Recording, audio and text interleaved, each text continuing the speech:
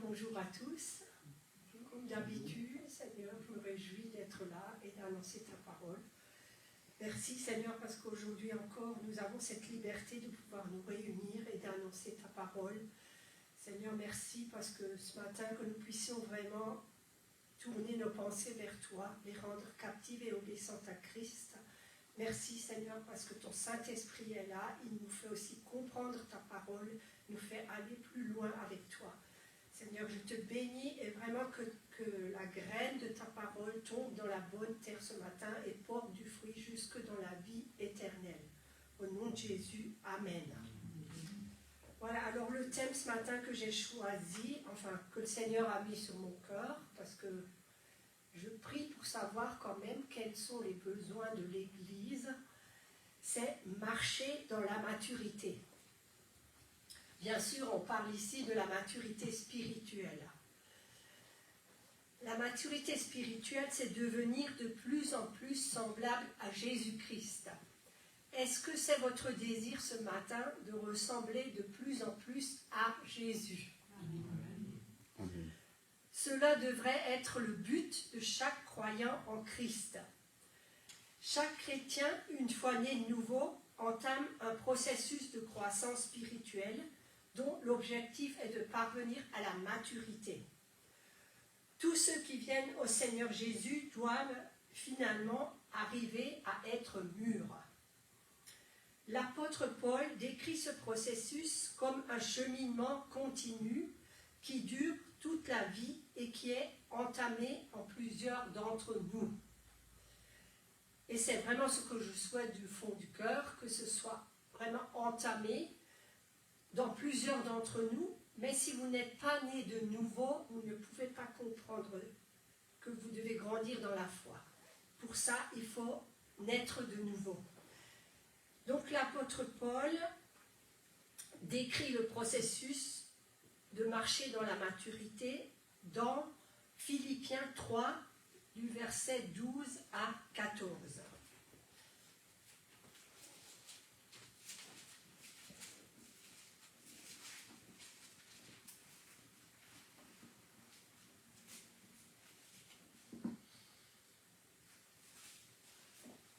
Ce n'est pas que j'ai déjà remporté le prix ou que j'ai déjà atteint la perfection, mais je cours pour tâcher de le saisir, puisque moi aussi j'ai été saisi par Jésus-Christ. Frère, je ne pense pas l'avoir saisi, mais je fais une chose, oubliant ce qui est en arrière et me portant vers ce qui est en avant, je cours vers le but pour remporter le prix de la vocation céleste de Dieu en Jésus-Christ. Donc, toujours comme l'apôtre Paul, nous devons avancer vers une connaissance approfondie de Dieu en Christ, avec l'aide, bien sûr, du Saint-Esprit, car vous le savez que sans rien, sans le Saint-Esprit, nous ne pouvons rien faire.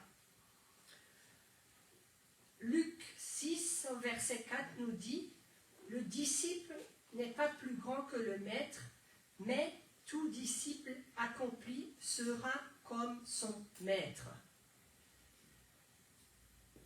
La maturité, c'est comme un enfant qui doit passer par plusieurs étapes pour devenir adulte. Le chrétien est appelé à passer par un processus pour croître, grandir et changer pour devenir à l'image de Christ, notre modèle parfait. Si vous êtes jeune dans la foi, ou qu'après plusieurs années de marche avec le Seigneur, vous peinez encore à atteindre la maturité spirituelle, voici quelques éléments qui vous aideront à nourrir, entretenir et maintenir votre croissance spirituelle. Mais avant, voyons d'abord les signes de la maturité spirituelle, c'est-à-dire ce à quoi on peut reconnaître que quelqu'un est mûr spirituellement. D'abord, premièrement, la disparition des œuvres de la chair. Les œuvres de la chair doivent disparaître de notre vie. Quand nous donnons notre vie au Seigneur, le Saint-Esprit vient dans notre vie et nous rend capables de mener une vie de sainteté. Les désirs de la chair, caractérisés par l'amour du monde et du péché, disparaissent progressivement pour laisser place, personne ne sait, aux fruits de l'esprit. Galates 5, 19 à 21. Donc, ça c'est les œuvres de la chair. Les œuvres de la chair sont manifestes. Ce sont l'impudicité, l'impureté, la dissolution, l'idolâtrie, la magie, les inimités, les querelles, les jalousies, les animosités, les disputes, les divisions, les sectes, l'envie, l'ivrognerie, les acceptables et les choses semblables. Et tout ça, ça doit disparaître de notre vie. Galates 5, verset 17 nous dit « Car la chair a des désirs contraires à ceux de l'esprit, et l'esprit en a de contraires à ceux de la chair. Ils sont opposés entre eux, afin que vous ne fassiez point ce que vous voudriez. » Galates 5, au verset 24, dit « Ceux qui sont en Jésus-Christ ont crucifié la chair avec ses passions et ses désirs. » Donc, quand tout ça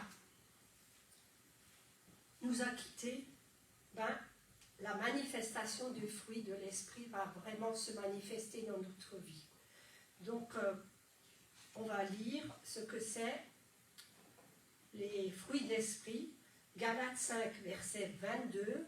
Mais les fruits de l'esprit, c'est l'amour, la joie, la paix, la patience, la bonté, la bénignité, la douceur, la tempérance. On voit d'abord que le Saint-Esprit, quand on se convertit vraiment et qu'on se repent sincèrement, le Saint-Esprit nous donne le dégoût du péché et il nous fait porter du fruit. En grandissant et en prenant de la maturité, ces fruits doivent se développer dans notre caractère, car ils sont en fait le signe réel et visible de la maturité du chrétien. Quelqu'un de mature assimile également la parole de Dieu. Il cherche de la nourriture solide et cherche à comprendre des vérités complexes. Il approfondit et vit ce que dit la parole. 1 Timothée 4 au verset 15, « Occupe-toi de ces choses, donne-toi tout entier à elles, afin que tes progrès soient évidents pour tous. » C'est l'apôtre Paul qui a dit ça à Timothée. Et ce matin, le Seigneur nous dit aussi, « Occupe-toi de ces choses, donne-toi tout entier à elles, afin que tes progrès soient évidents pour tous. » Donc pour voir si quelqu'un a grandi et est devenu adulte, il a aussi la maîtrise de soi. Cela comprend la maîtrise de son corps, de son âme et de son esprit. Et bon, l'âme, vous savez que c'est le siège des émotions et des sentiments. Quelqu'un qui a mûri dans la foi chrétienne a aussi appris à se maîtriser. Bien sûr, nous sommes tous en route pour arriver à la parfaite stature de Christ. Ce n'est pas quelque chose qui vient du jour au lendemain, mais c'est quelque chose sur quoi il faut travailler. On apprend à se maîtriser. Proverbe 16, versets 31 et 32. Les cheveux blancs sont une couronne d'honneur, c'est dans le chemin de la justice qu'on la trouve. Celui qui est lent à la colère vaut mieux qu'un héros, et celui qui est maître de lui-même que celui qui prend des villes. Ce verset montre que celui qui sait se maîtriser est plus fort qu'un conquérant. La maîtrise de soi, c'est une preuve de maturité. Le but de la maturité, c'est le service, et c'est aussi atteindre l'état d'homme fait pour attendre le retour de notre Seigneur Jésus-Christ. Donc Hébreux 5, verset 14 nous dit « Mais la nourriture solide est pour les hommes faits, pour ceux dont le jugement est exercé par l'usage à discerner ce qui est bien et ce qui est mal. » Un autre signe de la maturité spirituelle est la capacité à faire la distinction entre ce qui est de l'émotion et ce qui est de Dieu. Et c'est vrai que je dirais que peut-être que les femmes ont plus de mal à gérer leurs émotions. Donc, l'une des caractéristiques du bébé spirituel est sa tendance à se laisser guider par ses émotions, qu'il attribue le plus souvent à la voix ou à la volonté de Dieu. Cela se voit à travers son exégèse, ses jugements hâtifs et intransigeants. La parole de Dieu dit clairement que Dieu nous aime et qu'il a des plans parfaits pour nous. Les personnes qui sont sujettes aux émotions commettent des erreurs graves lorsqu'elles prennent des décisions en fonction de ce qu'elles ressentent plutôt que d'obéir à Dieu et de faire ce qu'elles savent être juste. Donc, décidons de suivre la volonté de Dieu pour notre vie et de ne pas laisser nos sentiments dicter notre conduite. Donc, moi, personnellement, c'est vrai que j'ai appris à laisser ce rôle à la Bible qui est mon code de la route. Je veux être en bénédiction à autrui, je veux marcher dans l'amour et je veux faire les bons choix qui honorent Dieu et qui me gardent sur le chemin qu'il a tracé pour moi. Donc, demandez-vous ce qui détermine votre existence. Est-ce que c'est vos émotions ou est-ce que c'est la volonté de Dieu? Vous arrive-t-il souvent de dire « j'ai envie de » ou « je n'ai pas envie », puis de suivre finalement vos envies? Vous savez, ce matin, Pascal, je crois, il a prié « Mon âme bénit l'Éternel ». Des fois, nous devons aussi ordonner à notre âme de bénir l'Éternel. Même si on n'a pas envie, faisons-nous violence parce que c'est les violents qui s'emparent du royaume de Dieu. Et donc, ordonnons, c'est juste un petit exemple, tous les jours à notre âme de bénir l'Éternel. La clé est de refuser d'être passif face à ses émotions et de prendre la décision consciente de faire ce qui est juste. Vous savez, des fois, quand il fait beau, on aime bien aller se promener tous les mois, mais des fois, ma maman ne va pas très bien, voilà, je prends la décision d'obéir parce que Dieu dit « honore ton père et ta mère ». Je vais voir ce que fait ma mère et s'il y a du ménage à faire, je fais le ménage. Bon, c'est un petit exemple de ma vie personnelle. Il n'est rien de mieux que de savoir que vous êtes dans la volonté de Dieu. Choisissez d'être son enfant et non pas l'esclave de vos sentiments. Cela dit, il est important d'apprendre à gérer nos émotions au lieu de les laisser nous dominer. Par exemple, si nous sommes en colère, nous devons pouvoir nous interrompre, identifier l'objet de notre colère, nous examiner nous-mêmes afin de déterminer pourquoi nous sommes en colère, puis gérer notre colère d'une manière biblique. Si nous ne maîtrisons pas nos émotions, cela a souvent des conséquences qui n'honorent pas Dieu. Car la colère de l'homme n'accomplit pas la justice de Dieu. Et un autre verset qui nous dit qu'il faut être lent à la colère. Nos émotions, de même que notre corps et notre esprit, sont fortement influencés par la chute de l'homme dans le péché. Elles sont marquées par notre nature pécheresse et c'est pour cela que nous devons les maîtriser. La Bible dit que nous devons laisser le Saint-Esprit, pas nos émotions, prendre les rênes de notre vie. On va prendre Éphésiens 5, le verset 15 à 18. Prenez donc garde de vous conduire avec circonspection, non comme des insensés, mais comme des sages. Rachetez le temps, car les jours sont mauvais. C'est pourquoi ne soyez pas inconsidérés, mais comprenez quelle est la volonté du Seigneur. Ne vous enivrez pas de vin, c'est de la débauche. Soyez au contraire remplis de l'Esprit.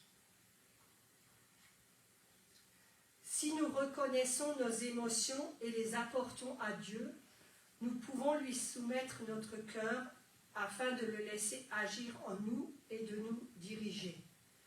Parfois, nous aurons seulement besoin qu'il nous réconforte, nous rassure et nous rappelle que nous n'avons rien à craindre, tandis que d'autres fois, il nous poussera à pardonner ou à demander pardon. Alors, Dieu ne veut pas que nous nous laissions dominer par nos émotions, ni que nous les nions ou les diabolisons. Nous devons le remercier de nous les avoir donnés et les gérer comme un don venant de lui. Nous apprenons à gérer nos émotions en avançant avec Dieu et en étant transformés par le renouvellement de l'intelligence et par la puissance du Saint-Esprit qui produit en nous le contrôle de nous-mêmes. Romains 12, le verset 1 et 2.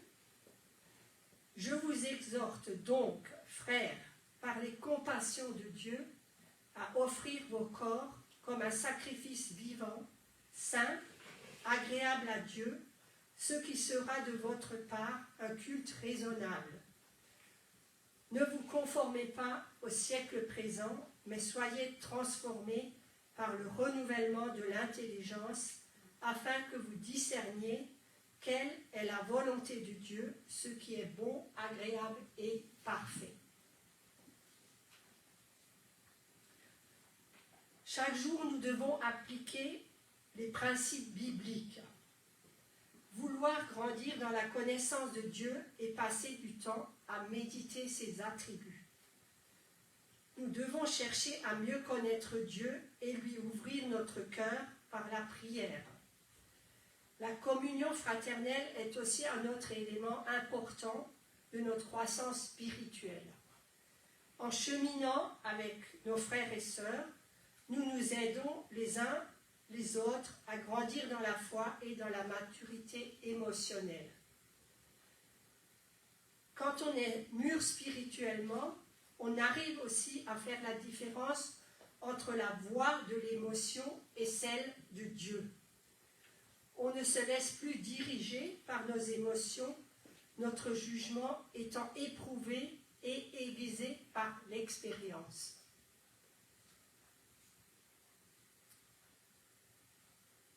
Alors, l'indulgence est la considération des opinions et niveaux spirituels des autres. Quand on est mature, on respecte aussi les opinions des autres. On tient compte de leur niveau spirituel et on ne s'adonne plus aux discussions inutiles. Ça, c'est Romains 14, le verset 1 à 3 qui nous dit ça. Faites accueil à celui qui est faible dans la foi et ne discutez pas sur les opinions. Faites tel croit pouvoir manger de tout, tel autre qui est faible ne mange que des légumes. Que celui qui mange ne méprise point celui qui ne mange pas, et que celui qui ne mange pas ne juge point celui qui mange, car Dieu l'a accueilli.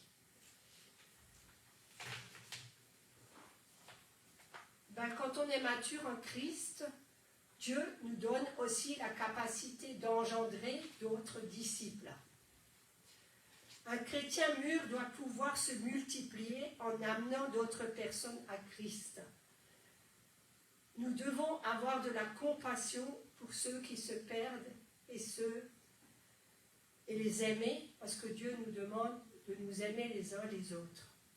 Vous savez, il m'est déjà arrivé comme ça de passer dans les rues Et quand vous voyez les lumières la nuit allumées comme ça, des fois je me dis, mon Dieu Seigneur, combien il doit y avoir de misère derrière ces fenêtres, hein, parce que je vois qu'autour de nous, il y a de plus en plus de personnes malheureuses, de malades, et que c'est important de pouvoir témoigner, chacun à notre, je veux dire, il y en a qui pêchent avec la ligne, il y en a qui pêchent avec le filet, de témoigner pour que d'autres personnes viennent à Christ, parce que notre appel, c'est aussi de faire des disciples. Donc, ça c'est Matthieu 28 qui nous dit, versets 19 et 20, « Allez, faites de toutes les nations des disciples, les baptisant au nom du Père, du Fils et du Saint-Esprit, et enseignez-leur à observer tout ce que je vous ai prescrit. » Donc maintenant, je vais vous dire ce qu'il faut faire pour atteindre la maturité spirituelle. Déjà, pour commencer, il faut le désirer. On ne devient pas mature en un seul jour. Il faut du temps. Mais en même temps, on ne peut pas être mature si l'on ne fait pas ce qu'il faut. Il faut une vie de prière constante et intentionnelle. Vous planifiez de passer du temps dans la présence de Dieu. C'est très important. Vous avez un plan et savez quand vous priez. Il faut vous imposer un temps de prière, sinon vous ne pouvez pas grandir dans la foi. Et ça, quotidiennement. Parce que quotidiennement, Dieu veut nous parler. Un disciple, c'est quelqu'un de discipliné et c'est quelqu'un qui a une vie de prière. 1 Thessaloniciens 5,17 nous dit « Priez sans cesse ». Éphésiens 6, le verset 18, nous dit aussi « Faites en tout temps par l'Esprit toutes sortes de prières et de supplications. Veillez à cela avec une entière persévérance et priez pour tous les saints. » Qui sont les saints? C'est nos frères et sœurs en Jésus-Christ. Donc, des fois, si vous ne savez pas quoi prier, bien sûr, c'est bien d'avoir une liste, mais ce n'est pas prier systématiquement comme une routine, mais il y a des gens, personnellement, j'ai une liste déjà de tous les membres de l'Assemblée, mais j'ai aussi une liste des personnes avec qui je fais de la gymnastique, parce que c'est des personnes que Dieu veut toucher. Et des fois, le Seigneur me pousse des fois à prier juste pour une personne, et peut-être que la personne-là, je vais la rencontrer pendant la journée et que je dois l'encourager, et je prie spécialement alors pour cette personne. Ou, par exemple, s'il y a une personne qui a un besoin spécifique, on sait, par exemple, maintenant ma cousine Cécile, elle est dans le deuil, il faut prier pour elle, quoi. Voilà. Et prions les uns pour les autres. Et prions aussi pour ceux qui sont en autorité. Vous pouvez aussi prier pour nous, parce que vous savez, les pasteurs, ils ont aussi besoin de vos prières. Parce qu'on a les mêmes combats que vous. Paul explique ici l'efficacité aussi des armes spirituelles qui dépendent de ta vie de prière. Alors pose-toi la question, si tu ne penses plus grandir, ton système de prière est-il constant?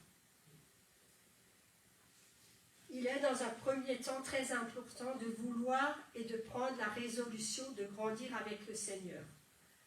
Parce que la Bible, elle dit, à tes résolutions répandra le succès. Moi, je comprends aussi un peu ce verset comme si tu pries, Dieu va exaucer. Il te donnera, quand tu pries, tu auras du succès dans tes prières. Enfin, je comprends ça comme ça, c'est personnel. C'est Job 22, le verset 28. Et 1 Pierre 2, verset 2 nous dit « Désirez comme des enfants nouveau-nés le lait spirituel et pur, afin que par lui vous croissiez pour le salut. » Donc la deuxième chose qu'il faut faire, il faut lire et étudier la parole de Dieu. Comme notre corps a besoin de nourriture pour se développer, notre âme, elle a aussi besoin de la parole de Dieu pour croître, pour être fort et inébranlable en toutes circonstances.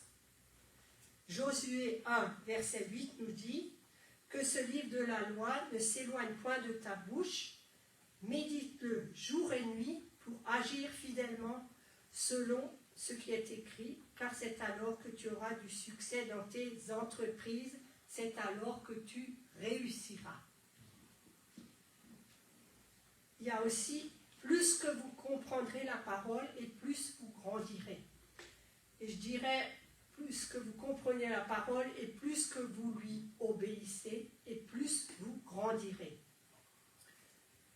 Donc il nous faut aussi affronter les épreuves. Les épreuves sont pour le chrétien des examens dont le passage lui permet d'accéder à un niveau supérieur. Imaginez un élève qui ne se présente pas à ses examens de fin d'année. Comment pourrait-il passer à la classe supérieure? Quand un bébé commence à marcher, il fait des chutes, mais cela ne l'arrête pas. Il continue jusqu'à ce que ses pieds deviennent fermes. Comment comptez-vous grandir si vous refusez d'affronter les difficultés?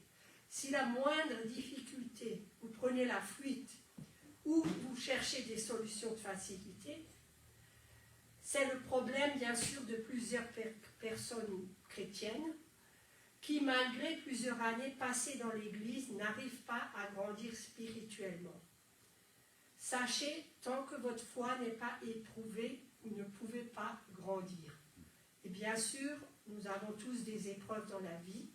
Et ce qu'il y a aussi, je vous encourage aussi à nous réunir ensemble parce que la Bible a dit aussi qu'on ne peut pas porter les fardeaux les uns des autres. C'est pour ça la communion fraternelle, c'est aussi important pour que vous puissiez grandir et pour que vous soyez édifiés dans la foi. 1 Pierre 1, versets 7 et 8. C'est là ce qui fait votre joie, quoique maintenant, puisqu'il le faut, vous soyez attristés pour un peu de temps par diverses épreuves, afin que l'épreuve de votre foi, plus précieuse que l'or périssable, qui cependant est éprouvé par le feu, ait pour résultat la louange, la gloire et l'honneur lorsque Jésus-Christ apparaîtra. Quatrièmement, c'est être prêt à porter sa croix et à pratiquer la parole. Donc si vous voulez être mature, il est bon d'écouter et de méditer la parole de Dieu. Mais à quoi cela servirait-il si vous ne la mettez pas en pratique? Tous les jours, nous avons l'occasion de la pratiquer. Servir Dieu n'a jamais été une affaire facile et il nous faudra sortir de notre zone de confort. Être prêt aussi à porter sa croix et à aimer les autres demande de sacrifier du temps, demande de sacrifier de l'argent, des plaisirs, des sorties, des loisirs. Mais surtout, servons Dieu pour ce qu'il nous ordonne de faire. C'est lui qui te rendra capable et te donnera aussi la capacité et l'onction. Jacques 1, verset 22, « Mettez en pratique la parole et ne vous bornez pas à l'écouter, en vous trompant vous-même par de faux raisonnements. » Dans notre quête de maturité spirituelle, le modèle à qui nous voulons ressembler, c'est Jésus. Éphésiens 4, verset 13 nous dit « Jusqu'à ce que nous soyons tous parvenus à l'unité de la foi et de la connaissance du Fils de Dieu, à l'état d'homme fait à la mesure de la stature parfaite de Christ. » Tant que nous n'avons pas encore tous le caractère de Christ en nous, on ne peut pas arrêter de grandir. Ceci pour dire que la maturité est le processus de toute une vie avec Dieu. Nous demeurons toujours des apprenants ou des apprentis, quel que soit le nombre d'années et l'importance de nos responsabilités spirituelles. Voilà. Que Dieu vous bénisse. Je vais finir aussi par la prière. Seigneur, merci que nous puissions vraiment vouloir grandir en toi, que nous puissions vraiment prendre cette décision de grandir en toi. Merci parce que on veut faire davantage confiance, on veut faire davantage connaissance avec la puissance de ton Saint-Esprit, qu'une révélation plus grande vienne dans nos vies, que nous puissions t'obéir. Merci Seigneur Jésus, parce que le Saint-Esprit est présent dans nos vies, il nous aide à gérer aussi nos émotions. Merci parce que tu renouvelles notre intelligence par ta parole, tu nous fais aller de l'avant.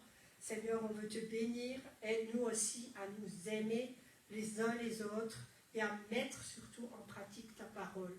Seigneur, nous voulons aussi voir des âmes venir à toi, Seigneur. Merci de nous discipliner et de nous aider. Que toute la gloire, Seigneur, te revienne à toi, au nom de Jésus. Amen. Amen.